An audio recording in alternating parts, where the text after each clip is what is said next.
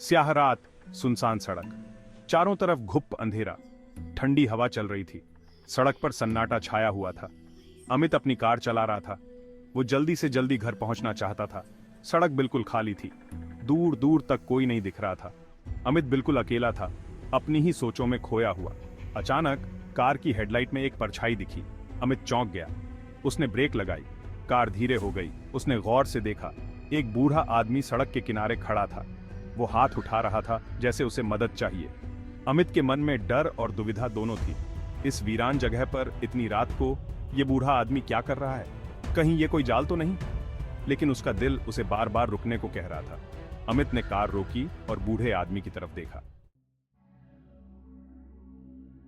बूढ़ा आदमी धीरे धीरे कार के पास आया। उसके चेहरे पर चिंता और डर साफ दिख रहा था। उसके बाल बिल्कुल सफेद थे और बिखरे हुए थे।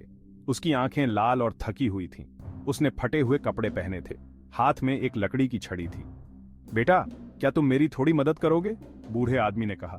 उसकी आवाज कांप रही थी। मैं बहुत मुसीबत में हूं। अमित घबरा गया। उसे समझ नहीं आ रहा था कि क्या करे। लेकिन बूढ़े आदमी की हालत देखकर उसका दिल पिघल गया। उसने कहा, हाँ बाबा, बताइए कैसे मदद कर सकता हूं। बूढ़ा आदमी कार में बैठ गया। उसने एक गहरी सांस ली और बोला, बेटा, मैं एक तांत्रिक हूं। मेरे पीछे एक बुरी शक्ति लगी हुई है। वो मुझे मारना चाहती है। अमित कांप उठा। उसे अपनी आंखों पर यकीन नहीं हो रहा था। तांत्रिक, बुरी शक्ति, क्या यह सच हो सकता है? तांत्रिक ने आगे कहा, बेटा, डरो मत, मैं तुम्हें कुछ नहीं करूंगा। मुझे बस तुम्हारे घर की जरूरत है। मुझे वहां कुछ देर रुकना होगा, जब तक कहतराट टल न जाए। अमित बहुत कंफ्यूज था। उसे समझ नहीं आ रहा था कि क्या करे। उसने कभी सोचा भी नहीं था कि वो ऐसी किसी मुसीबत में फंसेगा। लेकिन तांत्रिक की आंखों में सच्चाई और डर साफ दिख रहा था। ठीक है बाबा, अमित ने कहा, आप मेरे साथ चलिए। उसने कार स्टार्ट की और घर की तरफ चल पड़ा। रास्ते में तांत्रिक ने उसे बहुत सी बातें बताई। उसने बताया कि वो एक तांत्रिक परिवार से है। कई सालों से वो लोगों की मदद कर रहा है। लेकिन कुछ दिन पहले उसने एक गलती कर दी। उसने एक ऐसी शक्ति को चुनौती दे दी जिससे उसे पंगा नहीं लेना चाहिए था। अब वो शक्ति मेरा पीछा कर रही है, तांत्रिक ने कहा। वो मुझे खत्म करना चाहती है। अमित तांत्रिक की बातें सुनकर डर गया था, लेकिन साथ ही उसे तांत्रिक पर दया भी आ रही थी। वो सोच रहा था कि वो कैसे इस मुसीबत से बाहर निकलेगा। थोड़ी देर बाद वे अमित के घर पहुंच गए। अमित ने कार रोकी और तांत्रिक को अंदर बुलाया। तांत्रिक घर के अंदर दाखिल हुआ। उसने चारों तरफ देखा। मुझे पूजा की कुछ चीजें चाहिए होंगी, तांत्रिक ने कहा। हल्दी, कुमकुम, फूल, धूप, दीप, नारियल और कुछ मीठा। अमित हैरान हुआ, लेकिन उसने कुछ नहीं कहा। वो चुपचाप अंदर गया और सारी चीजें ले आया। तांत्रिक ने उसे सारी चीजें लीं और कहा, तुम जाओ, अपनी मां को बुलाओ। मुझे उनसे कुछ बातें करनी है। अमित अपनी मां के कमरे में गया। मां, उसने आवाज दी। एक बाबा आए हैं, वो आपसे मिलना चाहते हैं। अंदर से कोई जवाब नहीं आया। मां, अमित ने फिर पुकारा। फिर भी कोई जवाब नहीं मिला। अमित ने दरवाजा खोला और अंदर देखा। कमरा खाली था। उसकी मां वहां नहीं थी। अमित हैरान और डरा हुआ था। उसकी मां कहां गायब हो गई? वो तांत्रिक के पास वापस आया।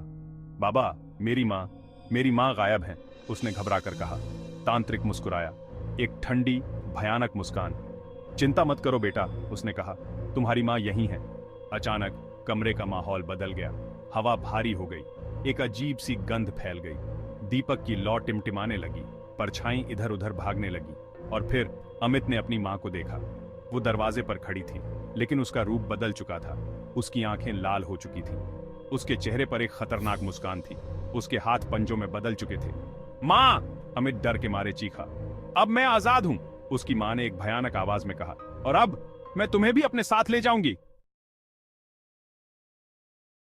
अमित पीछे हटा। उसे समझ नहीं आ रहा था कि क्या हो रहा है। उसकी अपनी मां उसके सामने एक डरावने राक्षस में बदल चुकी थी। तांत्रिक हंसा। मूर्ख, उसने कहा, तुम्हें क्या लगा कि मैं तुम्हारी मदद कर रहा हूं?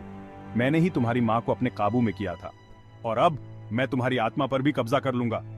तांत्रिक ने अपना हाथ आगे बढ़ाया। उसकी आंखों से अजीब सी रोशनी निकल रही थी। अमित चीखा और अपनी आंखें बंद कर ली, लेकिन कुछ नहीं हुआ। उसने धीरे से अपनी आंखें खोली। तांत्रिक गायब था। उसकी मां भी गायब थी। घर शांत था। सिर्फ दीपक की लौ टिमटिमा रही थी।